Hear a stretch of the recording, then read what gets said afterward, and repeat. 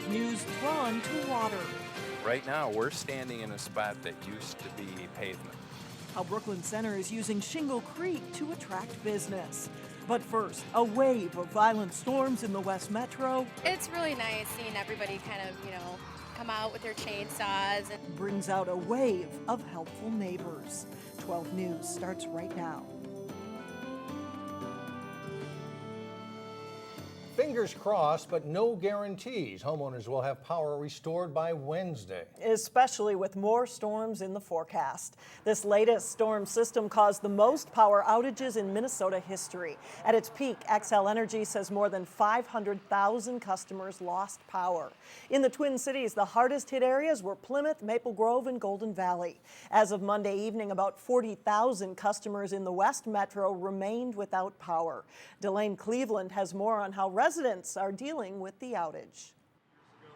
Several days after Mother Nature's fury descended upon the Twin Cities, traffic lights were still out and crews were busy dealing with the aftermath. This utility company from Michigan was hard at work helping XL Energy customers restore power in Brooklyn Park. And in Golden Valley, crews from Illinois waited in a parking lot for their next assignment. David Spouty of Golden Valley has been playing the waiting game since Thursday. They started off, it would be on Monday, and then they wound up, now they're saying Wednesday. Add that to the pile of problems that began when 2 trees fell onto his house. I've got a hole in the roof, about the size of a golf ball, that was allowing water to run in the living room. On the plus side, his sister brought over a generator to provide some electricity until the utility crews came through. I'm thankful it's here. Generators were in high demand at the local Ace hardware store, where employees were waiting for a customer to come in to pick up the last one they had in stock. Had some generator problems this weekend. Troy Moreau was one of a steady stream of people picking things up off the shelves needed for the storm cleanup. My neighbors didn't have power, so when I got a generator started, I got them powered up, and I got 2 more houses powered up off my one generator. That is, they were powered up until his generator quit at 3 a.m. But I understand. I mean, you look at the neighborhood, the trees were down all over the place, and you just make the best of what you have. Those affected by the power outages admit that it's frustrating, but people such as David Spouty say they're making the most of it. I've enjoyed it. It's quiet. Delane Cleveland, 12 News. Despite the slow progress, there is a positive. XL Energy says power should be restored to all customers in the St. Cloud area tonight. Those crews will then be sent to the Twin Cities. The Golden Valley City Council held an emergency meeting Monday to go over the damage. One of the hardest hit areas in that city was along Wayzata Boulevard and Sumter Avenue South. And Sonya Goins shows us how residents are coping and cleaning up. 3 days after the storm, we had a big tree that went across the driveway. Golden Valley residents are still cleaning up Mother Nature's mess. So we drove in and the street was completely blocked off, trees going both ways. It's going to be an expensive cleanup. I came out and this tree had uprooted and came down right on top of the roof here, smashed into the gutter and everything. They put a couple holes in my roof. it's really hard to believe this was just wind, but I guess one of those freak things that happen sometimes. Around the corner, residents are also dealing with downed trees. You look at the big roots that came up out of the ground. Sandy Tam says she knew it was bad even before she checked out the damage. Hearing the thuds, I knew that something's up, and coming out, it was impressive. Even though these residents have a huge mess to clean up, they're making the most of a bad situation by helping each other. It's really nice seeing everybody kind of, come out with their chainsaws, and a lot of people were cutting up trees on Saturday, and just a lot of people out helping each other, saying, oh, you want to charge your phone at my house? Go ahead and do that. As if the storm damage wasn't enough to deal with, Golden Valley officials are also asking residents to conserve water after damage to one of its water supply systems. Don't do the laundry until until you absolutely have to, and maybe the showers will be shorter. In Golden Valley, Sonya Goins, 12 News. The damage to trees in the West Metro was so widespread, Plymouth has opened 2 temporary sites to dump debris. I've been here 20 plus years, and this is absolutely the worst I've ever seen it. We've usually seen it spotty in certain areas, very local, like this bad, but this is pretty much the whole city. This parking lot at West Medicine Lake Park is filling up fast with downed trees. Over the weekend, the regular drop-off site for yard waste at the Public Works building was so busy, Plymouth allowed homeowners to dump debris here and at the Bass Lake playfields. They'll eventually turn these huge piles of branches into mulch. In the meantime, city crews are still working to clear streets. We've got multiple crews out in 4 quadrants of the city trying to still clear boulevard trees. So still working on streets. We haven't even moved into parks and trails yet. So we're really focusing on just getting the roads cleared first, and then we'll move into those other areas. Officials warn homeowners to stay clear of power lines that may be tangled in downed trees because you never know when they'll be re-energized. They also say be wary of businesses going door to door looking to work for cash.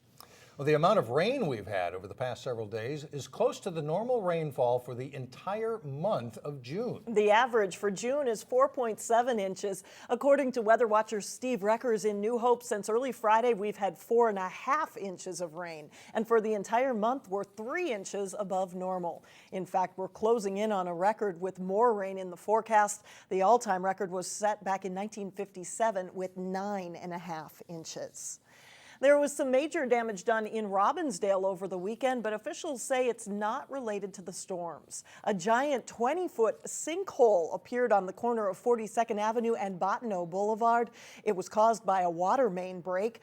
The water main runs through Robbinsdale, but is a part of a tri-city system that serves Crystal, New Hope, and Golden Valley.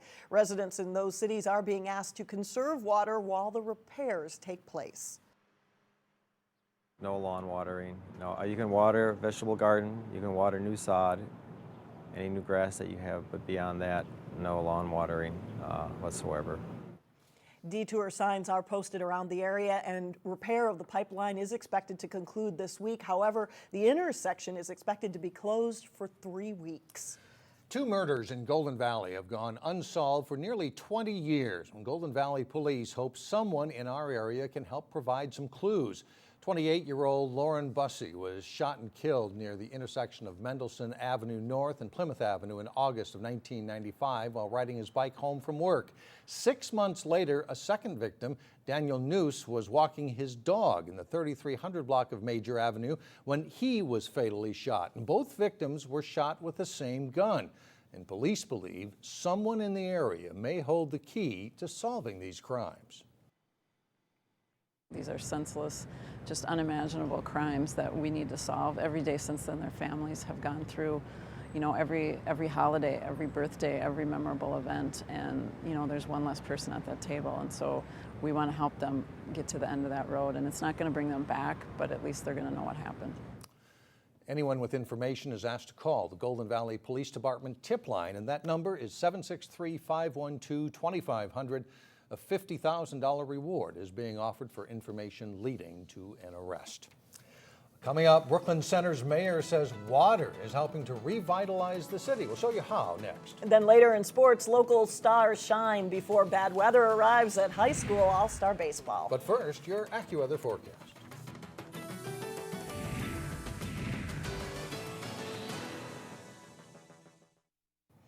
The election is still more than a year away, but the field of Republicans running for governor is getting more crowded. The latest to officially join the race is former House Speaker Kurt Zellers of Maple Grove. On the lawn of a friend's home, Zellers joined other Republicans in the race in attacking Governor Dayton's legislative record, especially the tax increases approved in the last session. We had about a $400 million, say $500 million deficit. He raised taxes by $2 billion on people who weren't supposed to be in the crosshairs. Smokers, low-income families who have a smoker. I mean, at $1.60 extra per pack. Zellers says he's an underdog in the Republican race and will have to raise nearly $5 million for the campaign. Other Republican candidates include County Commissioner Jeff Johnson of Plymouth and Orono businessman Scott Honor. State Senator Dave Thompson of Lakeville plans to officially enter the governor's race on Wednesday. This time of year, restaurants with an outdoor patio are a big draw for customers looking to enjoy summer. Add in a waterfront view and you've got a pretty good recipe for success. In today's Business Matters, uncovering a once hidden waterway in the Northwest Metro might just bring in some new business.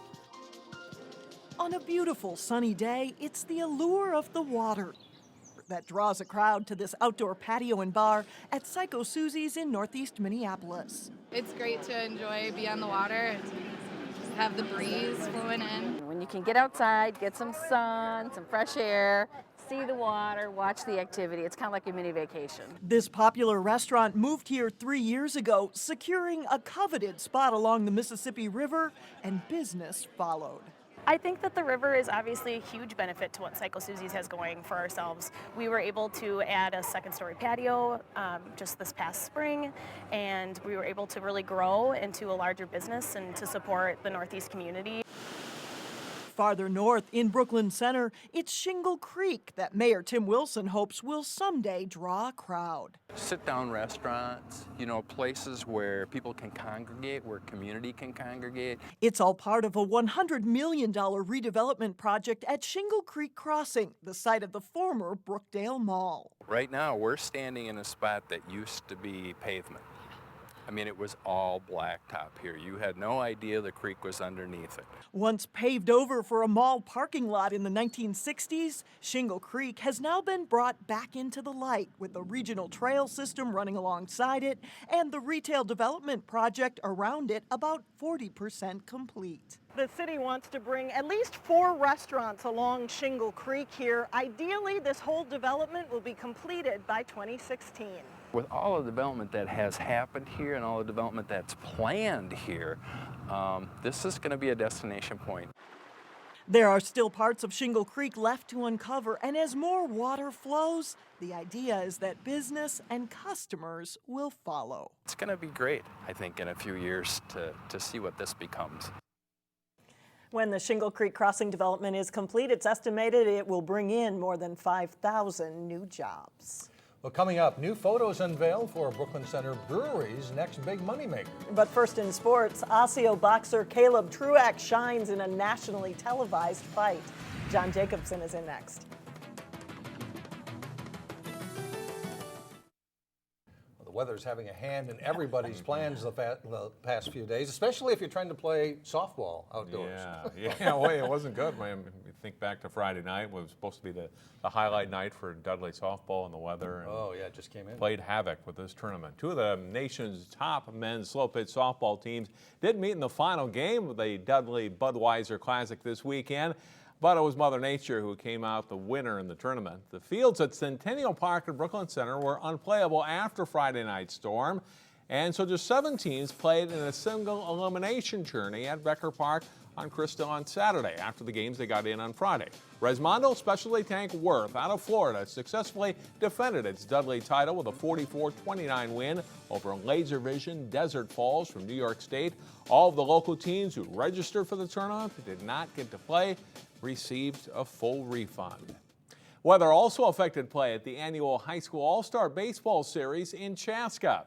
Bryce Marquardt of Champlain Park was one of several local players on the Metro West roster, and Marquardt leads off the ballgame with a base hit. He later scored on a wild pitch to give Metro West a 1-0 lead. Same score in the bottom of the second inning when Mitchell Hyde of the Northern Minnesota All-Stars out of Browerville High School drives one over the head of Cooper's Nawan Norke. 2 runners score, including Jake Samuelson from St. Cloud Tech, and it's 2-1 after 2. Top of the third, Norke with a single past third base. Marquardt scores his second run of the game to tie it up at 2. Norke 2 for 2 at the plate in the game. A couple of batters later, Bristol's Ryan Fromm, who played high school ball at St. Louis Park with a single to left. Norque scores, 3-2 Metro West is ahead. And the rain started to fall shortly after that. In the 4th inning, it's Armstrong's Justice Nelson driving this one all the way to the fence in right field.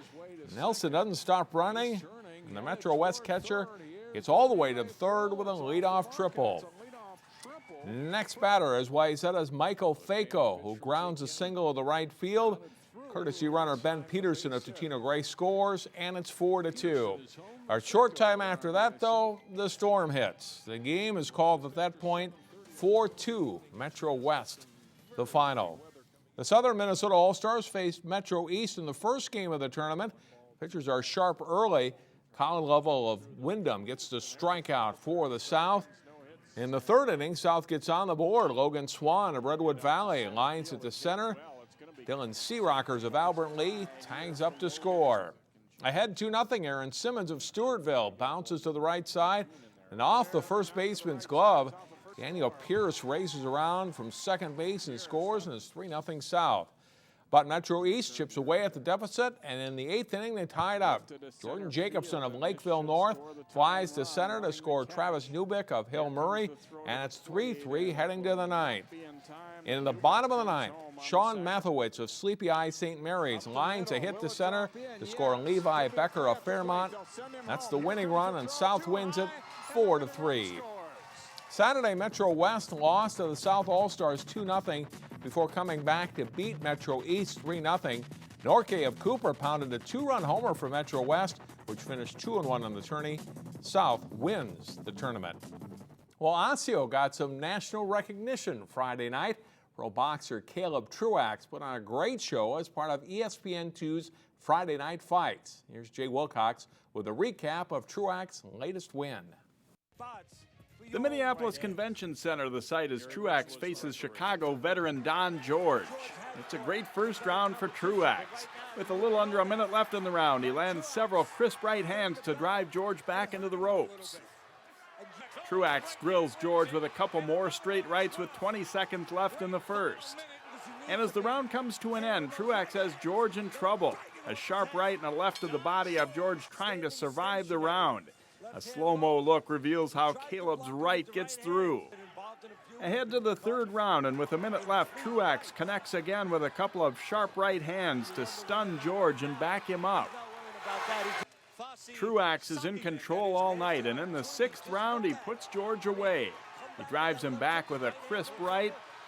And now Truax starting to get it going. Then a clubbing right hand to the side of the head sends George to the canvas. After counting to 7, the referee stops it. It's a dominant performance for Truax against a very credible opponent. Jay Wilcox, 12 Sports. Congratulations to him, and Truax improves to 22-1-1 with the win. Certainly a huge win for his career. We'll see where he goes from here. All right, thanks, John. We'll be right back.